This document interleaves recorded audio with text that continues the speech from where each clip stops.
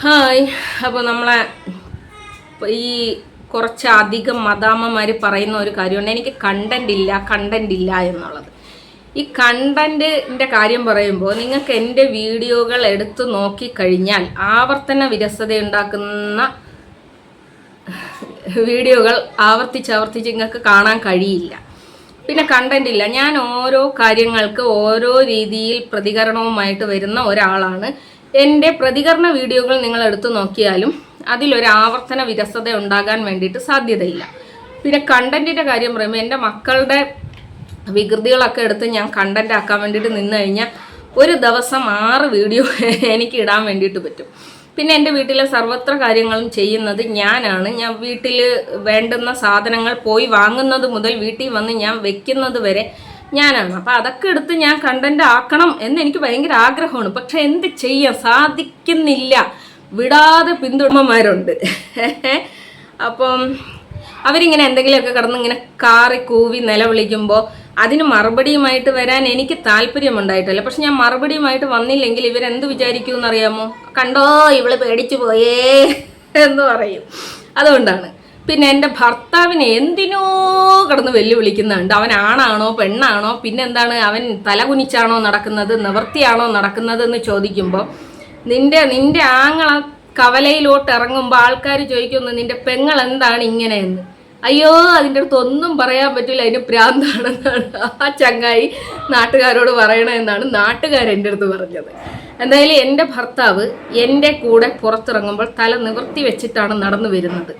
അദ്ദേഹത്തിനെ ബേക്കിലിരുത്തി വണ്ടി ഒട്ടിച്ച് കൊണ്ടുപോകുമ്പോൾ എൻ്റെ തലയും നിവർന്ന് തന്നെയാണ് ഇരിക്കുന്നത്. എനിക്ക് ഭയങ്കര പ്രൗഡായിട്ടുള്ള ഒരു മൊമെൻ്റാണ്. ഞാൻ അദ്ദേഹത്തിൻ്റെ കൂടെ നടക്കുന്നതും അദ്ദേഹം എൻ്റെ കൂടെ നടക്കുന്നതും. അത് നീ അന്വേഷിക്കാൻ വേണ്ടിയിട്ട് ഇവിടെ വിട്ട ആൾക്കാർ നിൻ്റെ അടുത്ത് പറഞ്ഞു തന്നില്ലേ? അപ്പം പിന്നെ എൻ്റെ ഭർത്താവിനെ കുറിച്ച് നീ ഒരുപാട് കാര്യങ്ങൾ പറഞ്ഞിരിക്കുന്ന, നിന്നെ എന്താണ് പറയേണ്ടതെന്ന് എനിക്ക് അറിഞ്ഞുകൂടാ പൊന്നുമോളെ. നിന്റെ ഉപ്പ നിന്റെ നാട്ടിൽ തലകുനിച്ച് നീ കാരണം തലകുനിച്ച് നടക്കുന്നത് പോലെയല്ല ഞങ്ങളുടെ നാട്ടിൽ ജീവിക്കുന്നത്, കേട്ടാ. പിന്നെ നിനക്ക് എന്താണ് എൻ്റെ ബാങ്ക് ബാലൻസ്? എനിക്ക് ബാങ്ക് ഇല്ല. ഞാൻ സാധാരണ വീട്ടുജോലി ചെയ്യുകയും പിന്നെ തയ്ക്കുകയും ഒക്കെ ചെയ്യുന്ന ഒരു സാധാരണ യുവതിയാണ്. എനിക്ക് ബാങ്കും ഇല്ല ബാലൻസും ഇല്ല. അപ്പം നിങ്ങൾ ചോദിക്കും യൂട്യൂബിൽ നിന്ന് എങ്ങനെയാണ് നിങ്ങൾക്ക് വരുമാനം വന്നത്? എൻ്റെ ഭർത്താവിന് ബാങ്കുണ്ട്. നിനക്ക് അതിൻ്റെ ബാങ്ക് ബാലൻസ് അല്ലേ കാണേണ്ടത്? ഞാൻ കാണിച്ചു തരാം. ഒരു മിനിറ്റ് നില്ല്. നിനക്ക് ഞാൻ ബാങ്ക് ബാലൻസ് അല്ലേ, നിനക്ക് ബാങ്ക് ബാലൻസ് കാണിച്ചു തരാം. നീ പാലിക്കണം. നിന്റെ ബാങ്ക് ബാലൻസ് നീയും കാണിക്കണം. നിന്റെ ബാങ്ക് ബാലൻസ് ഇതിൻ്റെ ബാലൻസ് അല്ലേ, ഇതല്ലേ ഗൂഗിൾ പേ? ഇത് എൻ്റെ ഭർത്താവിൻ്റെ ഗൂഗിൾ പേ ആണ്. ഇതിൽ ബാലൻസ് നിനക്ക് കാണണം അല്ലേ? കാണിച്ചു തരാം. നീ ചുണയുള്ളവളാണെങ്കിൽ നിന്റെ ബാങ്ക് ബാലൻസ് നീ കാണിക്കണം. നിന്റെ ബാങ്ക് ബാലൻസ് ഒന്നും ഞാൻ ചോദിച്ചിട്ടൊന്നുമില്ല.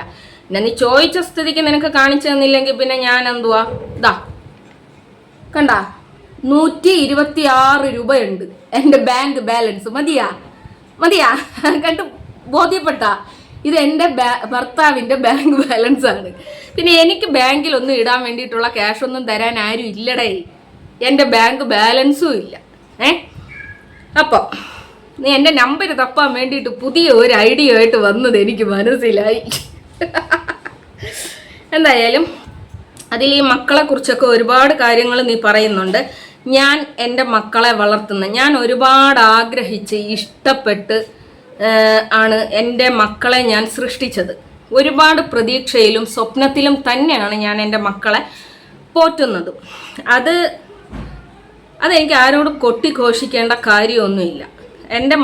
എൻ്റെ ഭർത്താവ് എന്നെയും എൻ്റെ മക്കളെയും വളരെ പൊന്നുപോലെ നോക്കിയിരുന്ന ഒരാളാണ്. അദ്ദേഹം ഈ സ്ട്രോക്ക് വന്ന് കിടപ്പിലാകുന്നതിന് മുമ്പ് വരെയുള്ള അദ്ദേഹത്തിൻ്റെ ആക്ടിവിറ്റി എന്ന് പറയുന്നത് ഒരു 4:30 മണിയാകുമ്പോൾ അദ്ദേഹം എണീക്കും. അത് കഴിഞ്ഞ് അദ്ദേഹം എൻ്റെ കിച്ചൺ വൃത്തിയാക്കും, എൻ്റെ വീട് വൃത്തിയാക്കും. എൻ്റെ ഓരോ മക്കളും കുഞ്ഞു കുട്ടികളായിരുന്ന സമയത്ത് രാവിലെ എണീറ്റ് വീട് തൂത്ത് തുടച്ച് വൃത്തിയാക്കുക. അതായത് അദ്ദേഹം പറയുന്നത് കുഞ്ഞു കുട്ടിയല്ലേ ഓടി നടന്ന് എന്തെങ്കിലും എടുത്ത് വായിലിടും എന്നുള്ള ഒരു ഇതിൽ എൻ്റെ വീട് മുഴുവൻ തൂത്ത് വൃത്തിയാക്കി എന്നെ രാജകുമാരിയെപ്പോലെ രാജ്ഞിയെപ്പോലെ നോക്കിയിരുന്ന ഒരു മനുഷ്യനാണ് എൻ്റെ ഭർത്താവ്. അദ്ദേഹം വയ്യാതായി കഴിഞ്ഞപ്പോൾ ഞാനും എൻ്റെ 6 മക്കളും അദ്ദേഹത്തെയും അങ്ങനെ തന്നെയാണ് നോക്കുന്നത്. അത് എൻ്റെ നാട്ടുകാർക്ക് നന്നായി അറിയാവുന്ന കാര്യമാണ്. അപ്പം നിനക്ക് വെല്ലുവിളികൾ നടത്തണമെങ്കിൽ നീ എന്നെ വെല്ലുവിളിക്ക്. നീ എന്തിനാണ് ആ പാവം വയ്യാത്ത മനുഷ്യനെ വെല്ലുവിളിക്കുന്നത്? പിന്നെ അദ്ദേഹം തലകുനിച്ചാണോ തല നിവർത്തിയാണോ ജീവിക്കുന്നത്? ഒരു വീട്ടിലിരിക്കുന്ന അല്ലെങ്കിൽ വീട്ടിൽ നിന്ന് പുറത്തു പോകുന്ന ആണുങ്ങളുടെ മാനം അഭിമാനം കാത്തു സൂക്ഷിക്കുന്നത് അവരുടെ വീട്ടിലിരിക്കുന്ന പെണ്ണുങ്ങളാണ് എന്ന് ആളുകൾ മുമ്പ് പറയുമായിരുന്നു. എൻ്റെ നാട്ടിൽ വന്ന് ചോദിച്ചു കഴിഞ്ഞാൽ എൻ്റെ ഭർത്താവും ഞാനും എങ്ങനെയാണ് ജീവിക്കുന്നത് എന്നുള്ള കാര്യത്തിനെ കുറിച്ച് നിങ്ങൾക്കൊരു ഗ്രാഹ്യം കിട്ടും. അപ്പോൾ അറിയാത്ത കാര്യങ്ങൾ വെറുതെ പറയാൻ വേണ്ടിയിട്ട് നിൽക്കരുത്. പിന്നെ നിനക്ക് എന്താണ് അറിയേണ്ടത്? ഞാൻ നിന്നോട് ചോദിച്ച ചോദ്യത്തിന് നിനക്ക് ഉത്തരമുണ്ടോ? നീ വിളിപ്പിച്ച ആ കാക്കച്ചി യഥാർത്ഥത്തിൽ പോലീസ് ഉദ്യോഗസ്ഥനാണോ? അല്ലെങ്കിൽ നീ മനഃപൂർവ്വം അങ്ങനെ ഒരാളെ കൊണ്ട് അസൂറ ഇത്തയുടെ ഫോണിൽ വിളിപ്പിച്ചു. എന്തിനാണ്? വീണ്ടും അവർക്കൊരു അറ്റാക്ക് വരാൻ വേണ്ടിയിട്ട്. നീ ഈ റമദാൻ മാസത്തിൽ തുടക്കത്തിൽ നീ പറഞ്ഞ ഒരു കാര്യമുണ്ട്. ഈ റമദാൻ മാസത്തിൻ്റെ ബർക്കത്ത് കൊണ്ട് നിനക്കൊക്കെ കിട്ടും. ആ കിട്ടും എന്ന് പറഞ്ഞ ആ ഒരു വാക്കിൽ നീ ആ അസൂറ ബീവിയുടെ മരണം ആഗ്രഹിച്ചിരുന്നു എന്നുള്ളത് വ്യക്തമാണ്. അതിനുവേണ്ടി നീ കളിച്ച ഒരു കളിയാണ് ഏതോ ഒരു കാക്കച്ചി മുമ്പ് സൈബർ സെല്ലിൽ എന്ന് പറഞ്ഞുകൊണ്ട് സൈബർ സെല്ലിലേക്ക് വിളിക്കുന്ന എന്ന് പറഞ്ഞുകൊണ്ട് ഒരു ചപ്പും ആളുകളുടെ കണ്ണിൽ പൊടിയിടുന്ന ഒരു ഫോൺ കോള് റെക്കോർഡ് ചെയ്ത് വിട്ടിട്ടുണ്ടായിരുന്നു. അത് കേൾക്കുമ്പോൾ തന്നെ ആൾക്കാർക്ക് മനസ്സിലാവും അത് സൈബർ സെല്ലാണോ വേറെ ഏത് സെല്ലാണ് എന്നുള്ളത്. അതുപോലെ നീ മനഃപൂർവ്വം ആ സ്ത്രീയെ കൊലപ്പെടുത്താൻ വേണ്ടിയിട്ട് ശ്രമിച്ചതാണ് എന്ന് എനിക്ക് പറയേണ്ടതായിട്ട് വരും.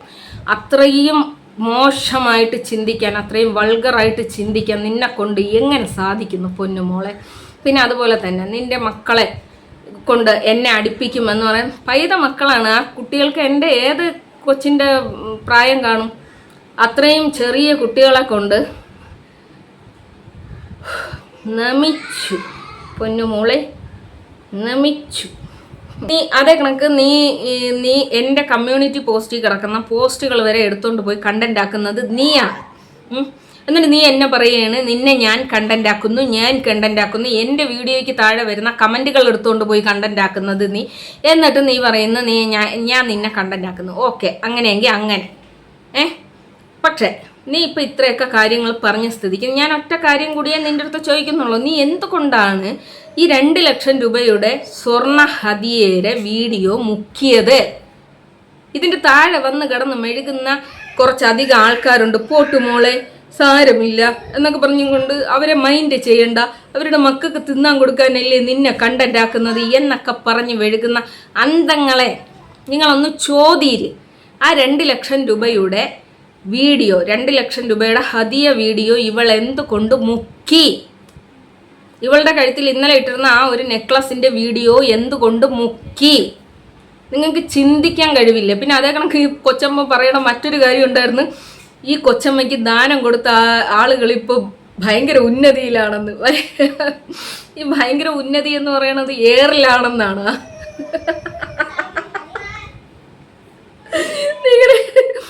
നീ ഇങ്ങനെ എന്നും ഞങ്ങൾക്ക് ചിരിക്കാനുള്ള ഒരു കണ്ടന്റ് തരാതെ നിന്റെ വല്ല കണ്ടന്റ് ഇടണേ. നിനക്കിപ്പോൾ കണ്ടന്റ് ഒന്നും ഇല്ലേ? നീ ഇപ്പോൾ എന്തെങ്കിലും കണ്ടന്റ് കൊണ്ടുവന്നാൽ ഞാൻ ഇടയ്ക്ക് കയറി വരുമെന്നുള്ള പേടിയാണ്.